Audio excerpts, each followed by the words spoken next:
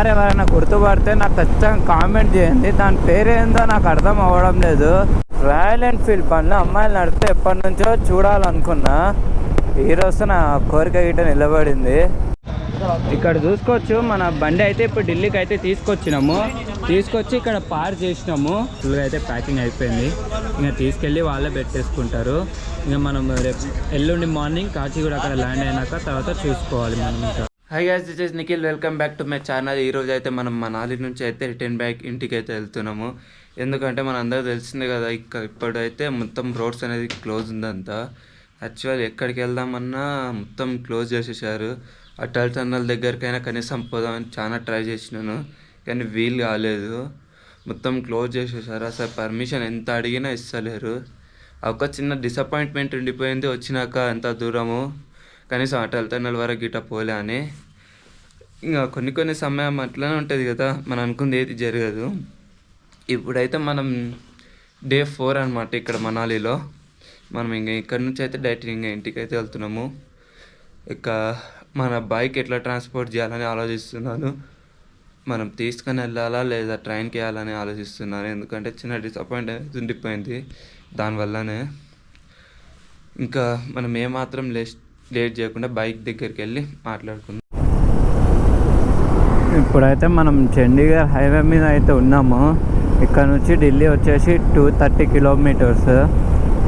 Morning నుంచి జర full fever వచ్చినట్టు ఇంకా బండి నడపడానికి వీలు లేకుండే ఎట్లనో అట్లా వచ్చేసినాము. ఆల్మోస్ట్ ఒక హాఫ్ వచ్చేసిన, ఇంకా హాఫ్ ఉంది మన ఢిల్లీకి. నార్మల్గా నేనైతే బైక్ తీసుకొని వెళ్దాం అనుకున్నా హైదరాబాద్కి. ఇప్పుడు నా హెల్త్ కండిషన్ చూస్తే నేను హైదరాబాద్ వరకు బండి నడిపేంత హెల్త్ అయితే బాగాలేదు. ఫుల్గా సర్ది, హెడేక్, ఫుల్ కడుపులో తిప్పుతుంది, జ్వరం వచ్చినట్టు. దానికోసం అనేది బైక్ అయితే ట్రైన్కి వేద్దాం అనుకుంటున్నా, ట్రాన్స్పోర్ట్కి. ఆల్రెడీ నేను కూడా టికెట్స్ బుక్ చేసుకున్నా. ఇంకోటి ఏమైందంటే, నేను ఒక్కనే కదా బైక్ నడిపేది. మా ఫ్రెండ్ గిట్ట నడుపుతాడు, కానీ తన హైవేస్ పైన నడపడు, కొంచెము భయపడతాడు. దానికోసం అనేది ఇంకా నేను ఒక్కనే నడపడం వల్ల నా హెల్త్ మొత్తం ఖరాబ్ అయింది. ఇంకా ఈ నుంచి అయితే మనం ఎట్లయినా ఢిల్లీకి చేరుకుంటే చాలు. ఈరోజు రేపు మార్నింగ్ 5:20కి ఉంది ట్రైన్ యాక్చువల్గా. అందుకే ఈరోజు ఇంకా ఎంత నైట్ అయినా సరే ఢిల్లీకి అయితే వెళ్దాంలే అనుకొని మార్నింగ్ అయితే స్టార్ట్ అయినా. యాక్చువల్లీ మార్నింగ్ నుంచి ఇట బ్లాగ్ స్టార్ట్ చేసినా, కానీ మన అడాప్టర్, మైక్ అడాప్టర్ది ఊడిపోయింది అనమాట. అడాప్టర్ కనెక్షన్ లేకుంటే చూసుకోలేదు నేను గిట. ఈరోజు ఫుల్గా ఎట్లా ఉండే హెల్త్ ఏంది, ఎట్లా వచ్చినానో నాకు గిట తెలియదు. ఇంత దూరము ఇంకా అంత వెళ్ళేది ఉంది. ఇప్పుడు ఎంత వచ్చినానో ఇంకా అంత వెళ్ళేది ఉంది. ఈరోజు మార్నింగ్ నుంచి అయితే ఎండ గిట ఇప్పుడిప్పుడే తగులుతుంది. మాకైతే నిజం చెప్పాలంటే ఫుల్ వర్షం చూసినాం ఈరోజు అయితే. ఈరోజు మొత్తము ఆల్రౌండ్ క్లైమేట్ అయితే చూసే వచ్చినాము. ఎన్ని రోజుల నుంచి అయితే ఈరోజు క్లైమేటే అన్నీ చూసినాము నాన్ స్టాప్గా. ఈరోజు ఢిల్లీకి వెళ్తే చాలు, ఎల్లుండి వరకు హైదరాబాద్లో ఉంటాము. ఇంకా మాకైతే టికెట్స్ బుక్ అయినాయి, కానీ ఇంకా బైక్ పార్సల్కి ఇంక ఎంత ఉంటుందో క్లారిటీ లేదు. మా టికెట్స్ వచ్చేసి 900+ ఉండే ఒకరికి బుక్ చేసేసినాయి స్లీపర్. ఇక్కడ నుంచి అయితే మనం ఏమాత్రం లేట్ చేయకుండా ఢిల్లీకి అయితే వెళ్ళిపోవాలి. మార్నింగ్ నుంచి బ్లాగ్ చేసినా, కానీ ఏదో చేసినా అని చేసుకుంటూ వచ్చిన మధ్యలోకి వచ్చేసి అసలు అడాప్టర్ కనెక్ట్ ఇయ్యలేదు నేను. ఈరోజు ఇంకా అసలు ఇంకా చేయకూడదు అనుకున్నా, కానీ మీకు చెప్పాలి కదా. యాక్చువల్గా మనాలి నుంచి ఎందుకు రిటర్న్ వెళ్తున్నా అంటే, ఫస్ట్ థింగ్ మనకు అక్కడ అన్నీ క్లోజ్ ఉన్నాయి. మనాలి నుంచి ఎక్కడికి వెళ్ళే అవకాశం లేదు. ఎంతో ఎక్స్క్యూజ్ చేసినాము. స్పీటీ వ్యాలీ వెళ్దాం అనుకున్నా, అటల్ టన్నల్, కనీసము అక్కడ దగ్గరున్న ప్లేసెస్ అయినా వెళ్దాం అనుకున్నాం, కానీ ఎక్కడికైతే పర్మిషన్ ఇవ్వలేదు పోలీసు వాళ్ళు. చాలా ట్రై చేసిన నేనైతే వెళ్దామని, ఇంకా వాళ్ళు ఇయ్యని సరకే ఇంకా ఏం చేయాలో అర్థం కాక మనాలిలో ఉన్న అన్ని ప్లేసెస్ అయితే ఫుల్గా కవర్ చేసుకొని ఒక 4 days అయితే ఉండి మనాలి మొత్తం అయితే కవర్ చేసి ఇంకా వెళ్దాంలే అనుకొని ఇంకా 4 days అయితే మనాలిలో స్టే చేసినాము. ఇంకా మొత్తము మీరు ఒకవేళ ఎవరైనా చూడని వాళ్ళు ఉంటే నా ఛానల్లో వీడియోస్ ఉంటే చూడొచ్చు. ఇంకా మనాలి మొత్తం కవర్ చేసుకొని ఇప్పుడైతే బ్యాక్ టు హోమ్ వెళ్తున్నా. ఫుల్ అంటే ఫుల్ ఫీవర్ ఉంది నాకైతే. ఇప్పుడు ఎట్లయినా ఇంటికి వెళ్ళాల్సిందే, తప్పదు. ఢిల్లీకి వెళ్తే ఇంకా ఇంటికి వెళ్ళినట్టు, ఎందుకంటే అక్కడ ట్రైన్ ఎక్కి అనుకుంటే నెక్స్ట్ రోజు సండే రోజు ఎక్కితే యాక్చువల్గా మండే 9కి చూపిస్తుంది. ఇంక అప్పటి వరకు ఎట్లయినా వెళ్ళిపోవాలి మనము.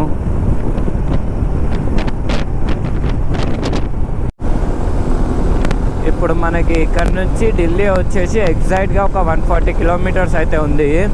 ఇప్పుడు మనం ఇక్కడ నుంచి అయితే ఢిల్లీగా ఎంత ఫాస్ట్ వెళ్తే అంత మంచిది, ఎందుకంటే రేపు మార్నింగ్ మాకు 5:20కే ఉంది యాక్చువల్గా ట్రైన్. అందుకే మనం 5:20 వరకు వెళ్ళిపోయి ఈ బైక్ అనేది మనం మన ట్రైన్లో పార్సల్ వేయాలా లేదా గూడ్స్ ట్రైన్లో వేయాలని చూడాలి. ఎందుకంటే మళ్ళీ ప్యాకింగ్ చేసేది ఉంటుంది, అది మొత్తం చూసుకొనే చేయాలి. యాక్చువల్గా ఈరోజు మార్నింగ్ లేట్గా స్టార్ట్ అవ్వడం వల్లనే ఈ టెన్షన్ మొత్తం. ఎందుకంటే ఇప్పుడు డెస్టినేషన్ టైం వచ్చేసి ఆల్మోస్ట్ 8 చూపిస్తుంది. నేను జ్వరం ఎక్కువ కాకముందే స్టార్ట్ అయిపోయి వెళ్ళిపోదాం అనుకునే వరకు అనుకున్నట్టు జరగలేదు. ఫీవర్ ఎక్కువ అయిపోవడం వల్ల ఇంకా మెల్లగా స్టార్ట్ అయినాము. 9 కల్లా స్టార్ట్ అయినందుకు ఇప్పుడు ఇంత లేట్ అవుతుంది. నార్మల్గా 5కి అట్లా స్టార్ట్ అయి ఉంటే ఆల్మోస్ట్ ఇప్పటికల్లా రీచ్ అయిపోయేది. ఇప్పుడు మనం అక్కడికి వెళ్ళినాక రైల్వే స్టేషన్కి ఫస్ట్ మనం అయితే మాట్లాడాలి ఏంది మళ్ళీ ఎట్లా ఛార్జ్. మనం వెళ్ళే ట్రైన్లో అయితే ఎంత టికెట్ ఛార్జ్ చేస్తారు, లేదా మామూలుగా అయితే ఎంత టికెట్ ఛార్జ్ చేస్తారో అక్కడికి వెళ్ళి మనం చూడాలి. ఇంకా నా ముందర వెళ్ళే కార్ ఎవరైనా గుర్తుపడితే నాకు ఖచ్చితంగా కామెంట్ చేయండి. దాని పేరేందో నాకు అర్థం అవ్వడం లేదు. జస్ట్ XLLM ఉంది, XLLM ఉంది. అది ఏది ఎక్కడిది ఏం మోడల్ అసలు ఏ కంపెనీ గిట్ట నాకు తెలియదు. కార్ అయితే చూడడానికి అసలు బీస్ట్ మోడల్ మాదిరిగా ఉంది. అసలు చూడండి, BMW పైన గ్లాస్ పైన అయితే లోగో ఉంది. ఇది BMWలో ఈ కార్ మామూలుగా లేదు. ఐ థింక్ ఫ్రంట్లో ఉంటుందో ఉండదో తెలియదు లోగో. BMW ఉంటుంది చూడండి. మీరు ఎవరైనా ఈ కార్ చూసి ఉంటే నాకు ఖచ్చితంగా కామెంట్ చేయండి.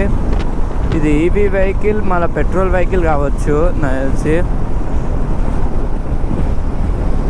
ఎలక్ట్రికల్ అయితే గ్రీన్ కలర్ ఉంటుంది నెంబర్ ప్లేట్. కార్ అయితే బీస్ట్ అసలు. ఫైనల్గా మనం అయితే ఢిల్లీకి అయితే రీచ్ అయిపోయినాము ఆల్మోస్ట్ ఆల్. ఇక్కడ నుంచి ఒక మన రైల్వే స్టేషన్కి 24 కిలోమీటర్స్ అయితే ఉంది. మార్నింగ్ నుంచి సేమ్ రీచ్ టైం వచ్చేసి 8 అని చూపించింది. 8 o'clockకి డెస్టినేషన్ రీచ్ అని. ఇంకా 10 అయితే లే అనుకున్నాను, ఎందుకంటే ఫీవర్ వచ్చి చాలా మెల్లగా వచ్చిండే మధ్యలో. అది కాక లేట్గా స్టార్ట్ అయ్యిండేగా, ఇంకా వెళ్ళే వరకు 10 అయితే వెళ్ళి అనుకున్నా. ఇంకా నార్మల్గా స్టాప్స్ అయితే రోజు తీసుకున్నట్టే తీసుకున్నాం ఫుడ్కి. ప్లస్ కొంచెం ఫీవర్ వచ్చిందిగా, రెస్ట్ తీసుకొని మళ్ళీ వచ్చిన. అయినా సరే ఒక 7:15 దాకా రైల్వే స్టేషన్ డెస్టినేషన్ టైం అయితే ఇప్పుడు ప్రజెంట్ వచ్చింది. ఐ మీన్ 7:15 దాకా, 7:15, 7:20 బిట్వీన్లో వెళ్ళిపోతా. ఎక్కువైనా అటు అడగాలి మళ్ళీ ప్రాసెస్ ఏంది ఏమి దేని గురించి అనేది చూసుకోవాలా వెళ్ళిన వెంటనే. ఎందుకంటే మనం ఎప్పుడు ఫస్ట్ టైం కదా బైక్ ఇట్లా పార్సల్ చేయడం, ఇప్పుడు వరకు ఎప్పుడు ప్యాకేజ్ చేయలేదు కదా. ఇప్పుడు చూద్దాం ఎట్లా ఉంటుంది, అది కూడా ఎక్స్పీరియన్స్ చేద్దాం. ఒకటే దెబ్బకి అన్నీ ఎక్స్పీరియన్స్ చేయాలి మళ్ళీ. రాయల్ ఎన్ఫీల్డ్ బండ్లో అమ్మాయిలు నడిపితే ఎప్పటి నుంచో చూడాలనుకున్నా. ఈరోజు నా కోరిక గిట్ట నిలబడింది. ఇక్కడ చూడండి, మామూలుగా లేదు. రాయల్ ఎన్ఫీల్డ్ బండి ఒక అమ్మాయి నడుపుతుంది. అసలు క్రేజీ కదా. ఢిల్లీలో చూడండి ఢిల్లీ ట్రాఫిక్ మజాకా ఘోరంగా అంటే ఘోరంగా ఉంది అసలు ట్రాఫిక్. సింగిల్ ఎన్నో కిలోమీటర్ దూరంలో ఉంది. నేను బండి ఇక్కడి నుంచి ఎంత మెల్లగా పోతున్నా. ఎంతసేపు అవుతుందో తెలియదు. ఇప్పుడు రన్నింగ్లో ఉంది. గ్రీన్ లైట్ పడ్డాకనే ఇంత మెల్లగా వెళ్తున్నాం. ఇంకా రెడ్ లైట్ పడితే ఇంకెంతసేపు ఆగాలో. అయితే ఇప్పుడు ఏ లైట్ ఉందో కనిపిస్తలేదు అనుకోండి, అది వేరే విషయం.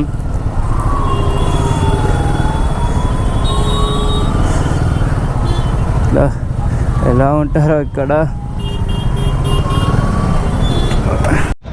ఇక్కడ చూసుకోవచ్చు మన బండి అయితే ఇప్పుడు ఢిల్లీకి అయితే తీసుకొచ్చి ఇక్కడ పార్క్ చేసినాము. ఇక్కడ చూడండి మన బండి మొత్తం ఇంత అసలు మట్టి ఉంది. నేనైతే ఇప్పుడు ఇట్లానే ప్యాక్ చేపిస్తున్నా.